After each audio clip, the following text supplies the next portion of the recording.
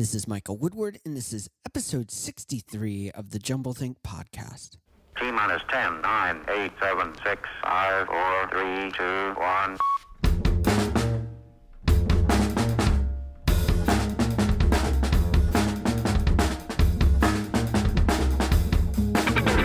Welcome to the Jumble Think podcast, a podcast focused on telling the stories of dreamers, makers, innovators, and influencers. Along the way, you'll learn some tips and ideas from our guests on how you can chase your own big idea and dream and create the world you want to live in. On the podcast today is PJ Jonas. More about PJ in a moment. On Thursday's episode, we have another incredible guest. Her name is Divya Parekh. She has 25 years of experience, ranging from being a university associate professor, a scientist, a biotech professional, and a global business relationship and leadership coach. Her work has been featured on the BBC, CBS News, ING, Daily Mirror, Slate, USA Today, The Independent, and countless others. She is the co-author of The Voyage to Your Vision. Her insights into living the life that you desire it's just a powerful episode. So make sure to check that out this Thursday. I hope you are enjoying this podcast. And if you are, leave us a review over at iTunes, Stitcher Radio, wherever you may listen to this podcast. And while you're there, make sure to subscribe to the podcast. That way you'll never miss another episode. Now let's jump into today's interview with PJ Jonas. I am super excited about today's guest. Her name is PJ Jonas. She is a business owner, goat-wrangler, entrepreneur, mom. She wears so many different hats, and her products have been featured in some really cool places like the Today Show, the Doctors, the Huckabee Show, and the Oprah Magazine. Her company is called Goat Milk Stuff. They make goat milk soaps, cheeses, candies, fudges, gelato, and so many more. Family is such a significant part of their story. PJ, her husband, and their 8 children, along with 6 full-time employees, run the business. PJ also has an incredible blog and podcast. Make sure to check those out. Let's jump into today's interview with PJ Jonas. PJ, I am super excited to have you on the podcast today. You have an incredible company called Goat Milk Stuff. We're going to talk about that in a moment. Can you tell us a little bit about you and your background prior to starting the business? Absolutely. So I actually grew up in an island off the coast of New Jersey. It's called Long Beach Island. So I was kind of a beach bum for most of my growing up years. And then I went to college at the University of Virginia. And that was where I met my husband. I met him my first weekend at school. So we were pretty much together the whole time we were in college. Wow. I got my degree in systems engineering. And when we graduated, we actually stayed in Virginia for a couple of years until our first daughter was born. And then we moved back to New Jersey because I wanted to be a stay-at-home mom. Yeah. So I was a stay-at-home mom, and I had quite a few children in a pretty short period of time. I had 8 children in 10 years. Wow. So I very much enjoyed being home with my children. And we moved out to Indiana when I was pregnant with number 6. I couldn't even tell you what year that was, probably 2004. We moved out here to Indiana, and we got a small farm, just about 3 acres, where I could just pretty much be a little homesteader and have a massive garden and some animals. And that was kind of how the groundwork was laid for Goat Milk Stuff to be born. Well, what took you to Indiana, of all places?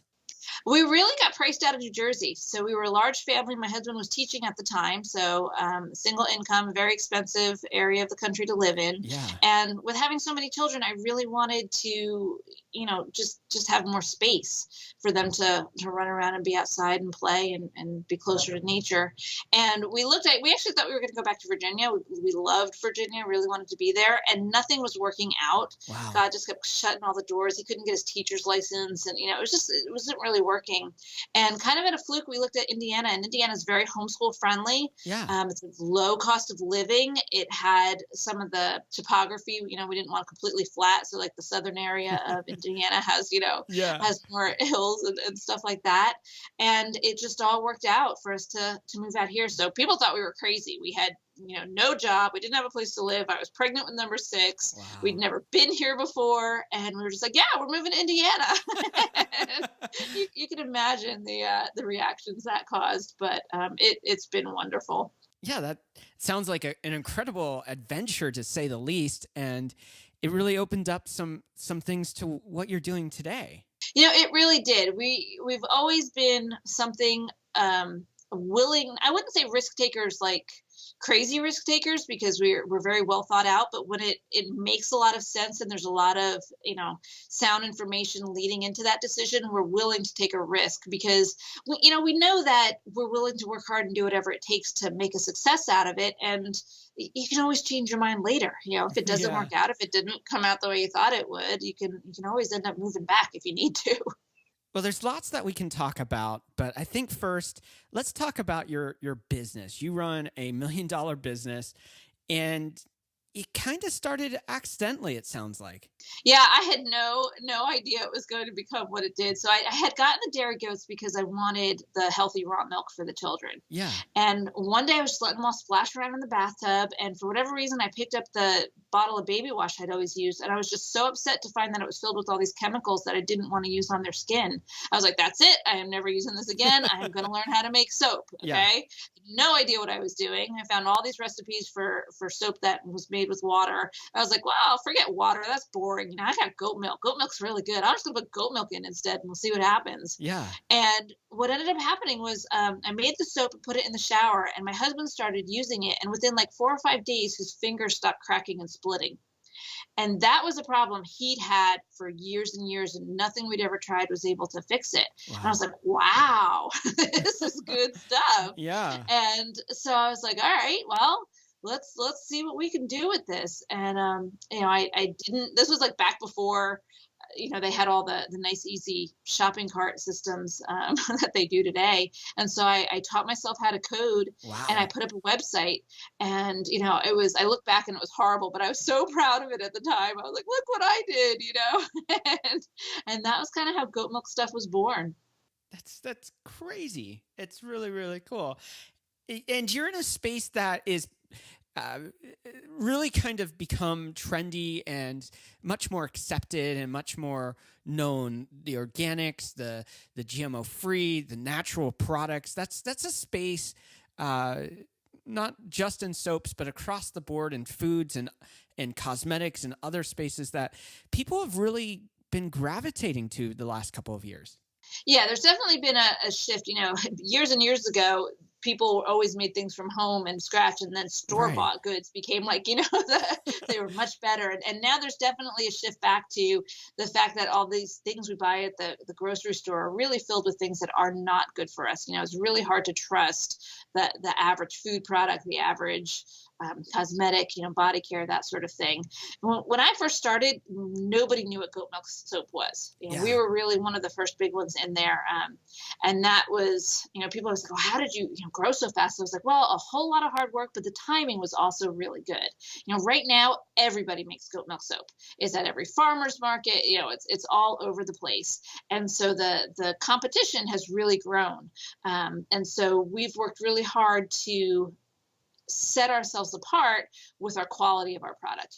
I tell people, not all goat milk soaps are created equal, right? You can't just throw goat milk into a soap and have it, and I get that kind of email all the time, like, oh my gosh, someone gave me a gift of this and it's like nowhere near as good as yours. I'm like, yeah, see, it matters, not just using the goat milk, but everything else that goes into it. Well, and I think the interesting thing is you talk about how the market's becoming more saturated, you have more competitors. There is that question of quality, but you guys are also fighting a lot of big money organizations who don't want natural or organic products to get out there. They're fighting to not get things labeled properly. They're fighting to protect the little empires that they've built, which is understandable from the standpoint of they've built big businesses. They're answering to stockholders and everything like that. But it's interesting that there's so many different facets to the market and how you have to respond to that. So I started Goat Milk Stuff in 2008. Well, in 2015, and I named it Goat Milk Stuff because I always intended to make all sorts of stuff with goat milk. Right. But we started with just the soap because it was the something that we knew we had the best product at. But in 2015, we decided to become the first and only grade A goat dairy in the state of Indiana.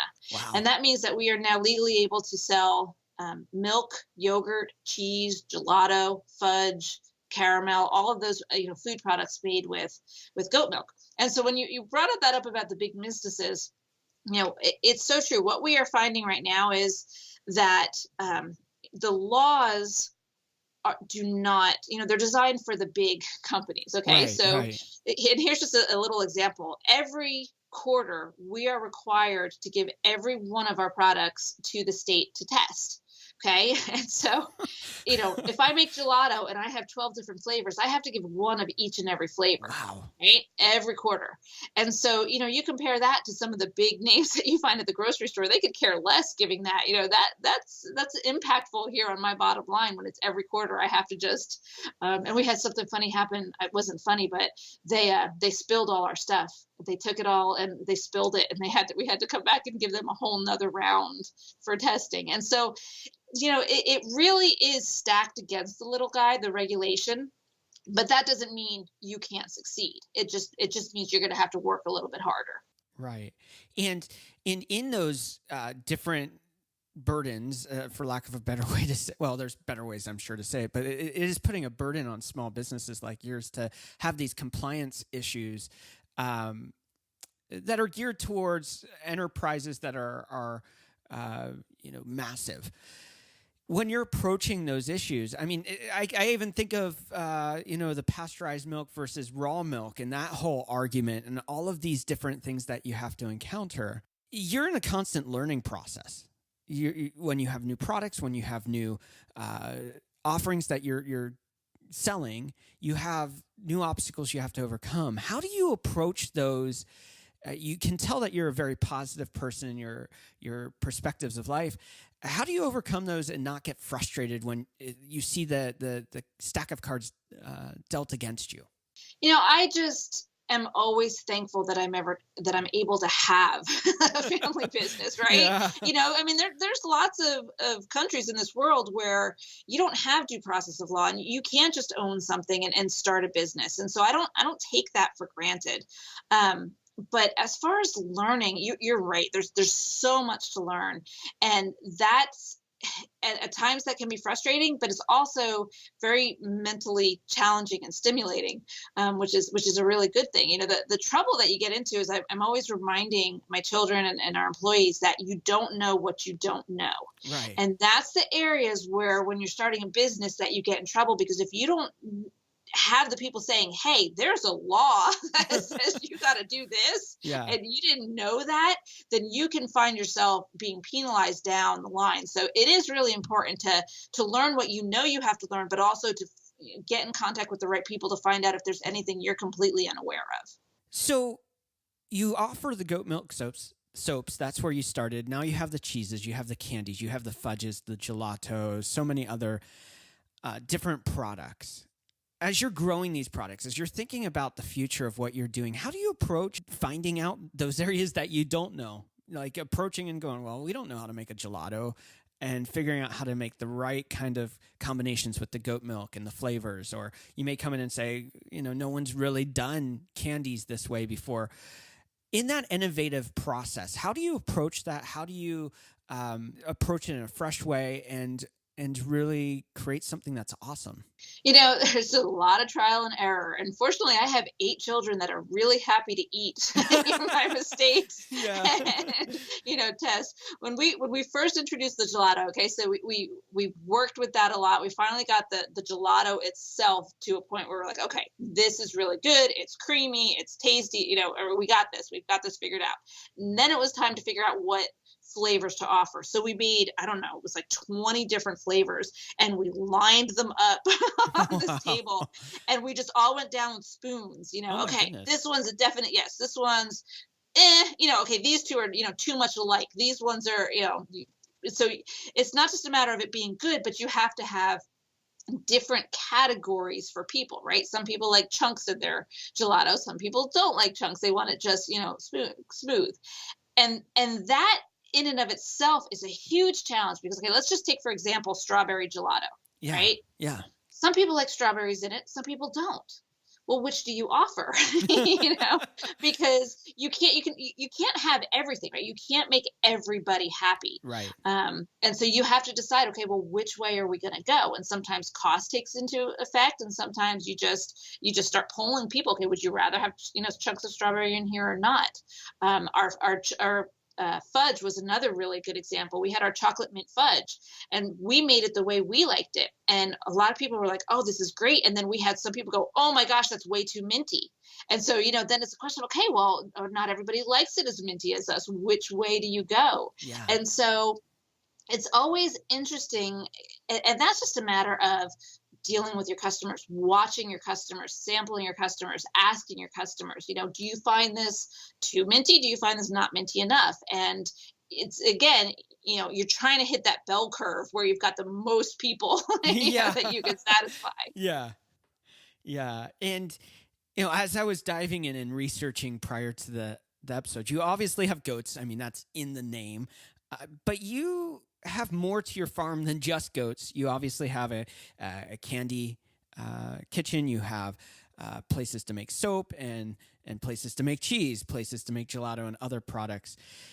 Can you give us a little picture if we were to show up at your farm, which you do have tours, and we were to start walking around, you were to lead us through, what would be the things we'd see? What would we encounter?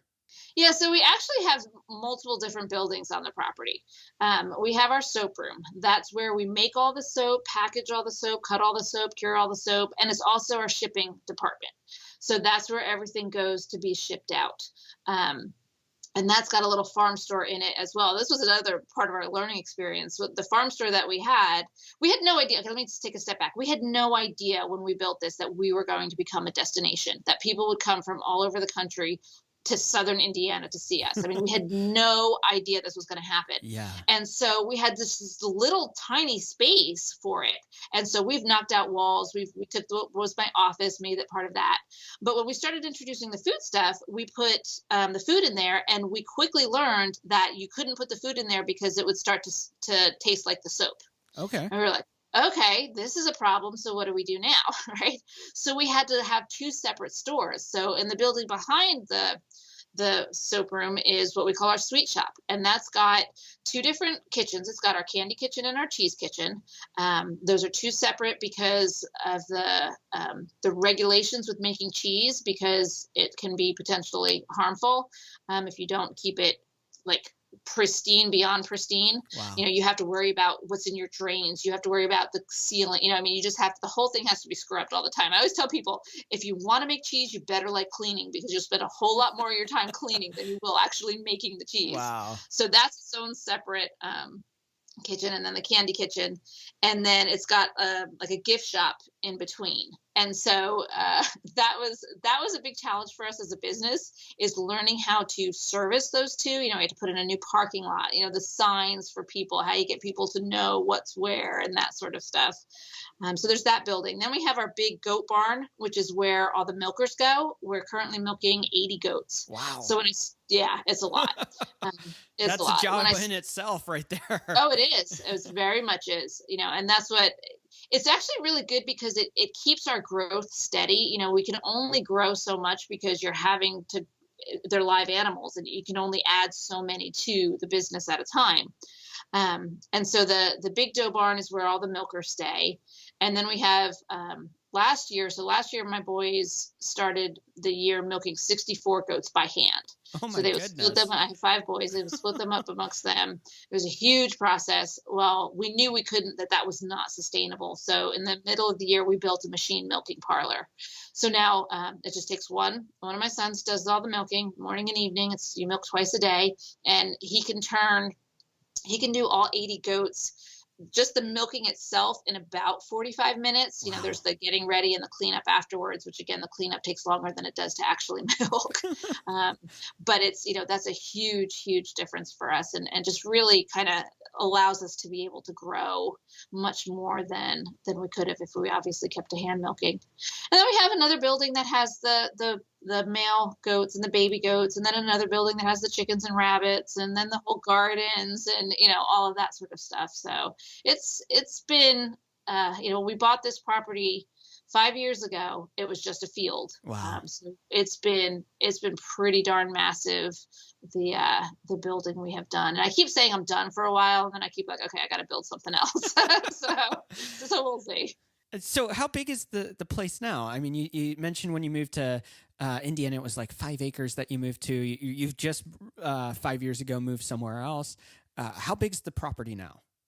So this property was perfect for us. This property was for sale for like 20 years before we moved here. It had several people try and get it and fell through. And it's actually 36 acres, but it is in the city limits. So our farm actually backs up to Highway 65, which is the major north-south route, from Chicago all the way down south. It goes right on our backyard, and we're less than a mile off the interstate. Wow. So it was just, and I've got shopping less than half a mile from my house, so we can just go and pick stuff up. I mean, I could not have designed a more perfect farm for us and for what we need to do. Wow. That's really, really cool. You have a background in systems engineering from the University of Virginia. Systems are probably significant with 8 kids and a husband that I'm sure you have to manage him a little bit too sometimes. Yeah, he's pretty good. You've got, what is it? 6 full-time employees. Is that right? Yep. 6 full-time. Mm-hmm. Yeah. And you've got so many diverse products that you're creating, so many things that you have to manage. Not only are you creating these products, but you're sourcing a lot of the ingredients yourself by creating the ingredients. There's a lot to go on there. How are you approaching the problems of systems that actually maximize your time? Yeah, so I couldn't function without systems in place. And what I mean by systems in place is people know what to do with everything. Everything has a place that it goes into. Every process, is laid out. I don't always have it as written documentation as I would like. It's, something that's, if I had more time, I would, put everything and have nice, pretty pictures and all of that. But there's just not time to do everything like that. But everybody knows what needs to be done. We've declared 2017 the year of cross training. So everybody is learning different areas, so that way we're better able to handle when someone gets sick or if someone's got goes on vacation or whatnot, things like that. And so by having it all systematized, you know what to do, and you don't have to spend the time thinking about what needs to happen next. Yeah. So it's my job when we start something new to put the initial systems in place, then train everybody on what those systems are, and then I move on to the next thing. And then what I do is I periodically come back and revisit and say, okay, what if this is, because everybody tends to make things their own, and they kind of, will change it slightly, and I'll see whether those changes they've made are good and help the system, or be like, no, you can't do it that way. That's just inefficient. You got to go back to doing it this way, or I'll make changes, or say, okay, now things have grown, so now we're going to, change it up this way. But everything is always constantly being looked at to see how it can become more and more efficient. Yeah, that's really, really good. I want to dive into a topic that I know you're passionate about. It is an incredibly divisive topic in a lot of ways, but we're going to talk about it. I think that I'm going to preface it with this. We're going to talk about school and education a little bit, because that's part of your journey. You homeschooled. My wife was homeschooled. I went to a public school. I think both are great solutions for the right person and that kind of thing. Why did you guys choose to homeschool? I know your husband has a teaching background. Why did you guys choose to homeschool, and what advantages, disadvantages have you encountered through that process? Okay, so homeschooling, the biggest strength for homeschooling is that you as the parent know your child or children better than any teacher possibly can. Yeah. You want what's best for them, and you can tailor their education to them, okay? The public school system, in many respects, really, it makes it very difficult on the teachers. The teachers are not able to teach the way they would in a different type of situation. Yeah. So, my heart goes out to teachers because they're really trying to do their best, and so many of them just can't do that. But I knew that I don't like the approach that all children should be treated equally. All children should learn the same way, should learn the same things all at the same time. Okay. They've done studies to show that children are not capable of reading until certain synapses in their brain have closed. Okay. Right. They're physically incapable of doing it. Well, they have graphs that show you at what age those synapses grow. And it's a bell curve where the average is 6 years. Well, guess what? There's a whole huge list of children that physically are incapable of reading until after 6 years. Yeah. And those children in the public school system are often labeled as slow learners, as problem students, and their whole education is affected by the fact that they physically can't learn to read when everybody else is learning to read. Okay. If you have a child who is in that early part and, and up to 6 and do that, they tend to do really well. Right. But if your child falls in the other, it doesn't mean they're stupid. It doesn't mean they have any problems. It just means they're not physically capable. For a personal example, I have one child who could not learn to read until he was 10 years old. Wow. Okay. 10. This child is brilliant. He reads like a champ right now. I mean, he's so creative. But had he been in the public school system, he would not have succeeded. He would have been struggled. He would have been labeled, and put in special classes and all of that. Okay, so that whole thing aside, I can tailor my education to my child. I have my oldest is a writer. Okay, I'm an engineer. I love math. I have a choice with her. Okay, whether I'm going to spend all this time teaching her math that I love and she's going to not like, or I can give her strengths and make her really proficient in what she's really good at. Yeah. Well, I chose to do that. She's got her basic math. She can budget. She can, she can estimate. She knows basic algebra. But I didn't go into trigonometry. I didn't go into calculus with her because it's not what she's made for. Right. So those are a lot of the strengths with homeschooling. The challenges are, what I always tell, because I counsel a lot of moms who are considering homeschooling, is that learning should be fun, right? Yeah, The biggest yeah. mistake homeschoolers make is they think they have to do it the way the public school does it, and they have to cover all that ground, and they get frustrated and their children get frustrated. And just make it fun. There's so many things to learn. There's so many things that are really cool and really exciting. Follow those paths. Don't worry about the standard education. If you can teach your child to love to read, to love to learn, and more importantly, to know how to learn, Yeah. they can do whatever they want to do in life. Yeah. I was talking to a really great educator a couple weeks back on the podcast. I don't remember if it's in the episode or if it was offline, but he made the point that education is less about teaching things and it's more about teaching people how to learn so that they can really learn on their own. They can grow on their own. They can find the things that make them, that they were created to do, and really engage with those things. And instead of creating well-rounded people or teaching a student that is an audible learner, through other mechanisms, really engaging that student in a unique way that triggers those learning processes, that passion for learning, so that they become a person that desires to learn. And if you talk to colleges don't want well-rounded students. No. They really don't. They want ones that are, very deep into what that their specialties are going to be. Yeah. And the public education system is designed to you got to get back to the public education system was designed during the Industrial Revolution to create well-rounded workers. Right. That's what it was designed for. Yeah. And so, we're still kind of trapped in that model. But yeah, no, I agree with what he said totally. Well, one of the things that happens, and there's tons of videos out there that talk about this, usually they're parody videos done by a homeschooler, is that homeschool kids are awkward and they never talk to people. They never experience anything. They're not a part of sports teams. They have no social lives. I know that's not true. Can you tell us about your experience and how you make sure that your child is engaged in community and does fun things and isn't just, like you mentioned, learning in a boring way? Yeah. So I always tell people is, that awkward homeschooler you've met, that would be the awkward public schooler you met if they were there, right? Yeah. It's not a function of the education system. It's a function of the child, and it's a function of how the parent raises the child.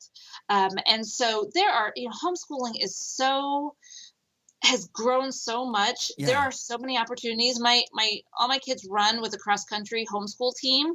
Our boys team actually took in 2 different states, one in, I think it was Missouri and one in Tennessee, the homeschool national championships, Wow. So they were a really good team. And it's just a matter of what you do. I've always said that to say that socialism is being able to interact with a group of 30 people your exact same age, that's not life, Yeah. right? Yeah. Once you're out of school, are you ever in a room with 30 people that are your exact same age?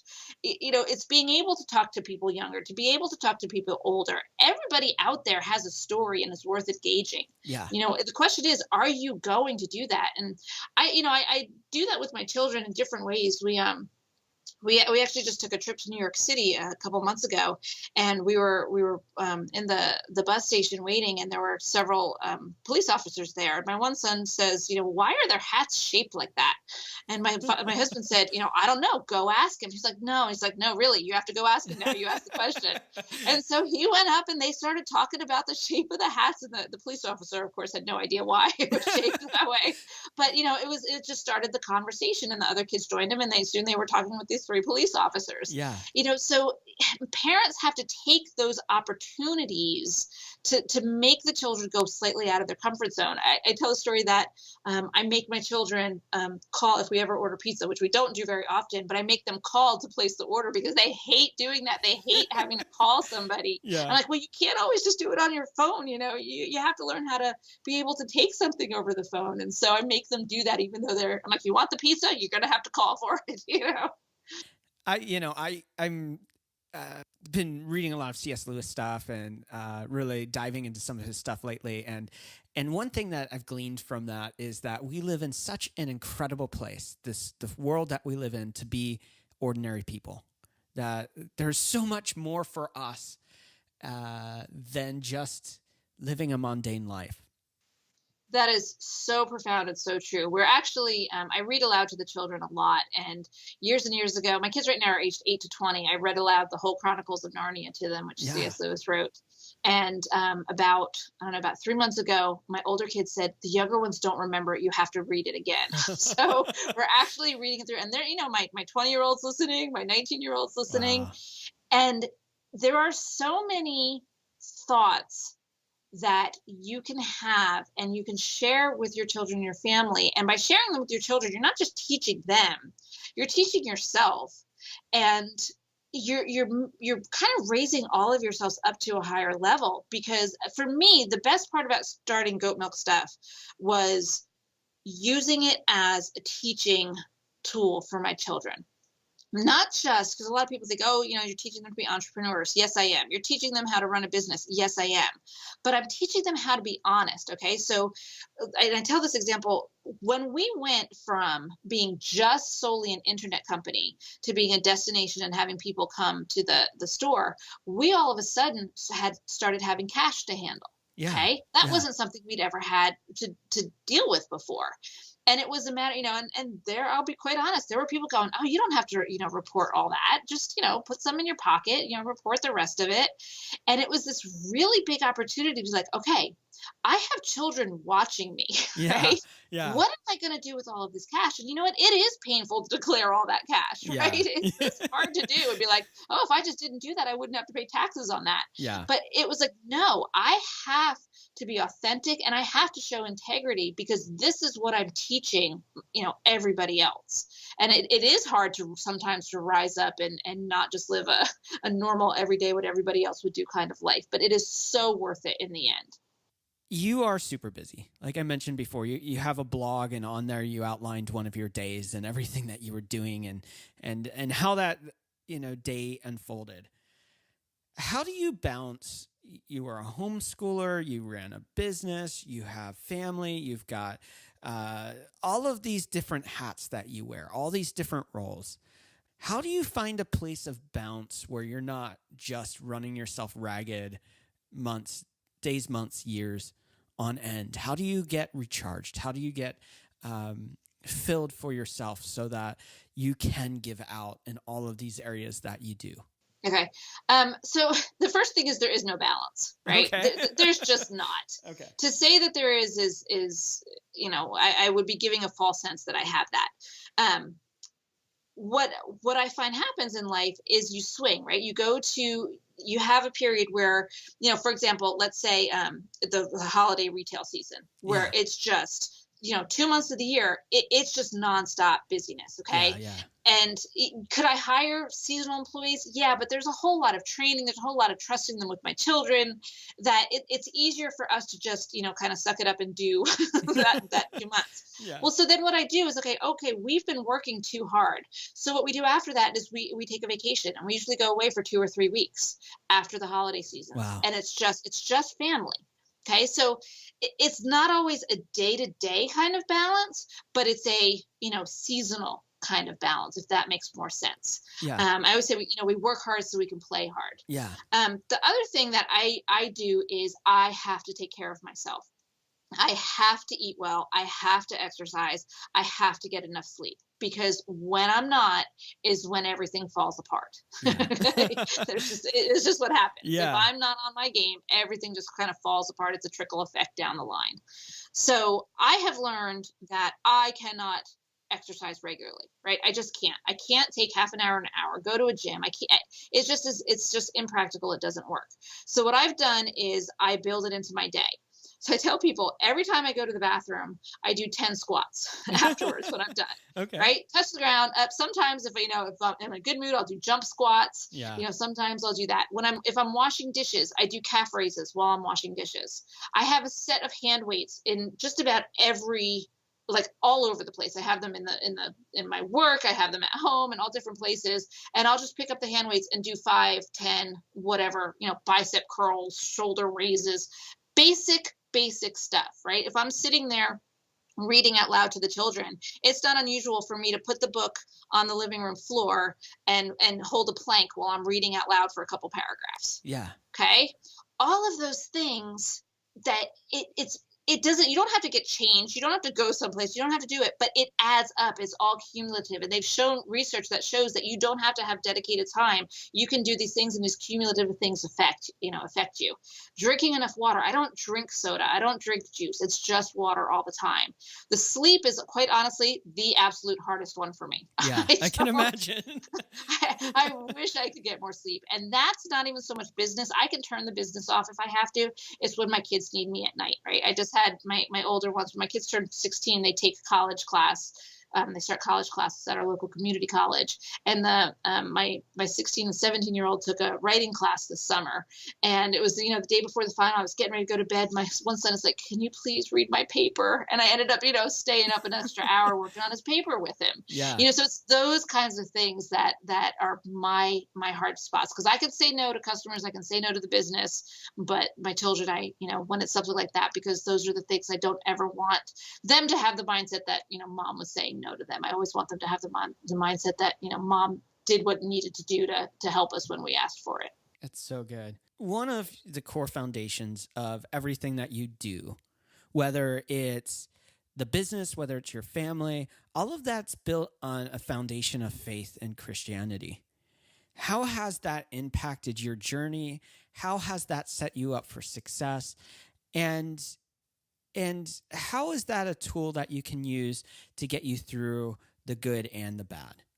Yeah, so we have a saying around here. We say that everything is a God issue, right? Okay. Everything. Doesn't matter whether you're making soap, whether you're typing a customer response, whether you're doing a podcast, everything is a God issue.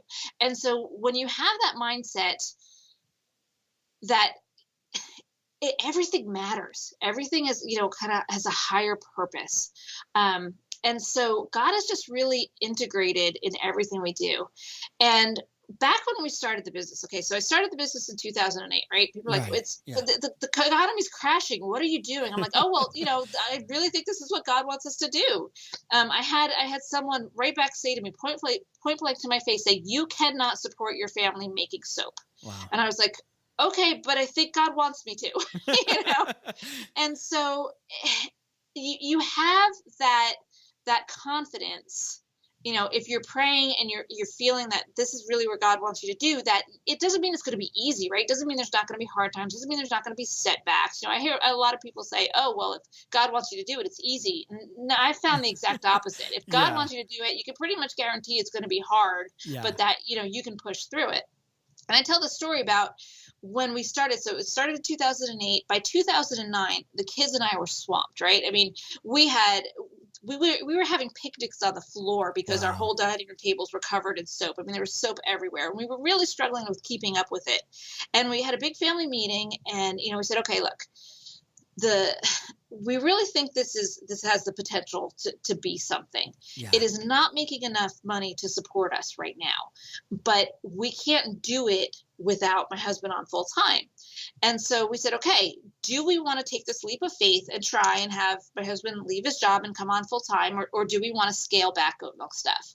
And we're all like, no, this is, we got to try. This is what God wants us to do. Yeah. And so we did. We made the leap, and it was so scary. I mean, probably the number one scariest time in the business was letting go of that paycheck and knowing that it all rested on us, and I tell people that the only way I was able to do that, I had a lot of confidence in us, but I had even more confidence in God that we were doing what he wanted us to do. And so we did, and we took that leap, and there were a lot of, very, very basic meals being eaten for quite a long time.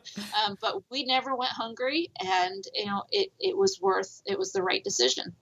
Well, and I think that a lot of people water down a lot of things. And so they go, oh, you have faith, you have God. But that doesn't mean you still don't encounter fear or doubt or failure or devastation. And on the flip side, that doesn't mean that you don't experience victories that you don't deserve or victories that you do deserve. It's the whole package. You get it all. And just because you have faith, just because you have a relationship with God and you have that as a backbone of your identity, doesn't mean it's any easier in that process.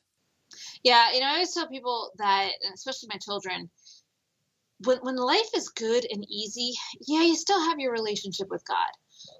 But it's when life gets hard that your relationship with the Lord grows. When you become more like Jesus, when you develop the character that sees you through all of life, right? And it's those moments that you have a choice. You really do. You have a choice whether you're going to cut and run, or you're going to stick through it and believe that things will, come out better on the other side. And I think, I mentioned before we started recording that my oldest daughter just got engaged last night. Right. So we've been having these conversations that marriage isn't easy, right? It's not all sunshine and roses. There are the times when you may not like each other very much. And I know that's hard for them to see now, but it's the question of, the people who you can very quickly and easily give into divorce and say, this is too hard. Or you can say, no, we're going to push through and we're going to come out on the other side. And when you do push through and come out on the other side, you come out stronger for it. Well, before we jump into the rapid fire questions, how can people connect with you, whether it's buying your products virtually, finding your location? What's the best way for them to connect with you? Yeah, so the easiest place to find all our information is on our website, and you can find that at www.goatmilkstuff.com, and we're on all social media under Goat Milk Stuff. You can find our email and phone number. You can find my blog and my podcast all through there. And the other thing I did want to mention is I do have a free bar of soap offer for your listeners, if that's something they're interested in. And they can, again, just go to the website at goatmilkstuff.com/jumble soap. And it's all one word, just jumble soap, and they can get the details on how to get that bar. Cool. Thanks for doing that. I'm sure our listeners will love that. So let's jump into some rapid fire questions. These are questions that I ask every guest on the podcast. All right. What's one tip you would give someone with a big idea or dream and they simply don't know where to start? So there are two things, and I know you said one, but I'm going to say two things anyway. The first one is to just ask somebody, right? Okay. there's all sorts of resources out there. There's online. I mean, you can go anywhere and ask someone, and most people are they're trying to protect their idea, right? And there are very few people who have ideas that are really going to be copied easily and without the hard work. It's usually not the idea, it's the hard work that accompanies that. So don't worry about that. Find someone and ask. The second thing I would tell you to do, if you're of the opposite sort who doesn't like to ask for help, is to just do something. Yeah. Like literally just do something. It may not be the right thing. It may be the wrong thing, but just do something, start a blog, start a podcast, start, just something, because it's those action steps that will get you to where you need to be. Yeah. Right. You just have to start. That's so good. What's one change you want to see in the world? There's so many, but this is something I was just on Facebook. I'd written a blog post and was just on Facebook all morning answering these questions. And we have really lost in our culture in America, common courtesy. Yeah. People don't know how to say please. They don't know how to say thank you. They don't know how to be polite. They don't know how to be courteous and clean up after themselves. They expect to be taken care of. And so I think if, as parents, as educators, we can just get back to teaching common courtesy, I think that would make America a lot more pleasant place to live. That's really good. What do you want your legacy to be? Oh, that's easy. My children. I just want my children to love the Lord and to be happily married and teaching their children how to be wonderful, God-loving people. I am so blessed with the children that I have. They make me so proud every day, and they are living my dream. Before I go on to the next question, this one's an off the script from what I have for my normal questions that I ask in rapid fires. Awesome. Go for it. Yeah. So it's this. You make a lot of really cool products. You've got the soaps, the cheeses, the candies, the fudges, gelato, so much more. What's your favorite go-to? Okay, so if you're talking food, we make the absolute best toffee ever. This toffee is just my weakness. It is so good. I did Facebook Live. We had 149 baby goats born this year. Wow. And I Facebook Lived almost all of them.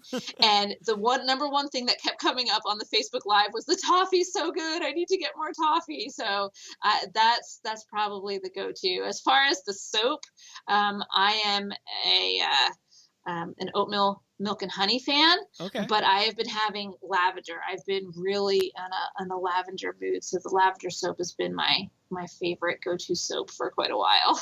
That's cool. I always like to know that when somebody's creating something, what they love about their products and their favorite. 'Cause usually there's one that they just go, that's the one for me. Yeah. If the customers are adoring our peanut butter fudge, I'm actually not a very big fudge person, but okay. that's probably the customer favorite right now. Nice. Who or what inspires you? So obviously, my answer it has to be Jesus. That's just what who I try and be more and more like. On a on a non-deity level, I would have to say Elizabeth Elliot is she's deceased. She died a couple years ago. She is the wife of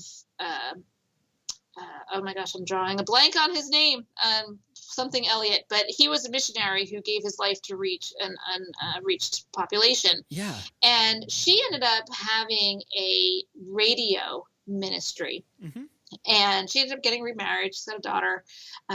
But just talk about inspiring how to live a life of hardship, doing what you believe in and doing it all for the right reason. So she has several books out there. Elizabeth Elliot is her name. And I think you can get some of her old radio programs. You can listen to them, but just a true inspiration. I think her husband's name was I think it's Jim Elliot. Jim Elliot. Yeah. I just gave her. And there's a great documentary about their, his, and I think it was 8 other guys or something, and going into the jungles and losing their life through Gates of Splendor is book, and then there is the one modern where you got to see the people groups they saved and some of the people who were involved in killing him, actually. Yeah, I think there's another one called the Tip of the Spear or something like that. Yeah, I think you're right. That's the documentary. Yeah. So great story, sad story, but it's amazing to see how that's been used by God to change a lot of incredible things. Yeah, I mean, she took her daughter to live with the group that killed him. Yeah. You know, and raised her daughter in there and reached them all for Christ. I mean, just a story about, it's just amazing. She's an amazing, amazing woman. She's got, one of my favorite books she wrote is The Shaping of a Christian Family, which I read when I was a new mom, was very inspirational. What are you currently reading, watching, or listening to?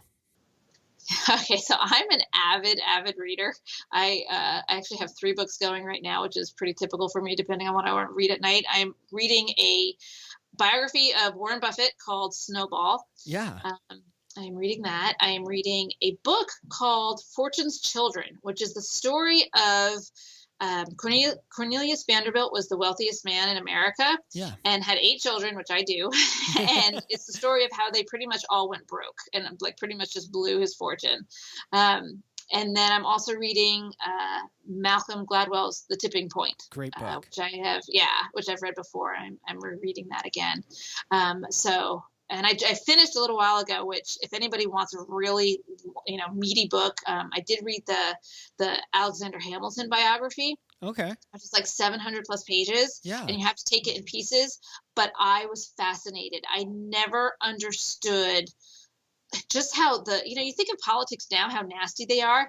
They were just as bad, if not worse back then, which I never really understood. I always think of them as having these high morals and ideals, and they were really vicious back then with their politics. So it was really fascinating. Yeah. I don't think we were seeing any politicians right now willing to go out and do duels. So. Oh, exactly. Yeah. Really, really interesting read. Yeah. Yeah, for sure. I end every episode with this last question. What's one dream you're still wanting to fulfill in your own life?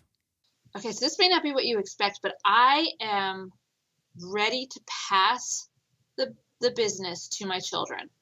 So I've told the children that they have until the youngest is 18. So she's 10 now. So they have 8 more years. And my husband and I are out of the business because I want them to take it over while we are still, Lord willing, still alive and able to give them the counsel. I don't want to hold on to it for so long and scare them away from that. So we're working really hard to pass that on to them. My 11-year-old is learning the bookkeeping now. She's doing all the bank deposits and all that stuff. So that's really, really fun to watch her handle all that stuff. But yeah, I will feel like I have done a very big work when, I started Goat Milk Stuff and I handed it over to the next generation. Yeah. I think there's a lot of industries, a lot of ministries, a lot of churches, a lot of people that can take a lesson from that, because I think so many people are holding on to what they have instead of multiplying what they could give. And by doing that, you're really multiplying and mentoring and preparing them for a future that is their own. Yeah, we use the story of David and the temple. Yeah. That, David did all the work preparing for the temple, but it was not for him to build. It was for his son Solomon to build. Yeah. And so that's a really good example and something that, has really kind of helped shape kind of how we're passing this off. We're doing the prep work. Like, okay, this is yours. This is why we did this was, for those of you who want it, for you to have it. That's so good. PJ, I want to thank you for taking time out to share your story. It's really cool what you're creating, and we wish you the best in everything that you do, and we're excited to see where God takes this, where your kids take it, and what you guys do next. Thank you so much. This was a lot of fun. Once again, I want to thank today's guest, PJ Jonas, for taking time out to share a little of her story and what they're creating over at Goat Milk Stuff. Don't forget to swing on over to goatmilkstuff.com/jumblesoap to check out that free bar of soap offer. As always, you can check the episode notes for links to their website and their social channels. On Thursday's episode, we have Divya Parekh. It's an incredibly fun episode. One of the things we talk about is the zone of genius and what that means and how it can help you find your space and what you're created to do. It's a super fun episode, so make sure you check out that episode this Thursday. Thanks for tuning in. I hope that this episode has encouraged you on your journey to chase your big idea and dream and create the world you want to live in. Les mères de famille, les enfants, peuvent également prendre un moment revitalisant dans quelques mois, lorsque vous aurez bien saisi la technique et que vous serez maître de votre corps. Vous pourrez vous décontracter même en travaillant.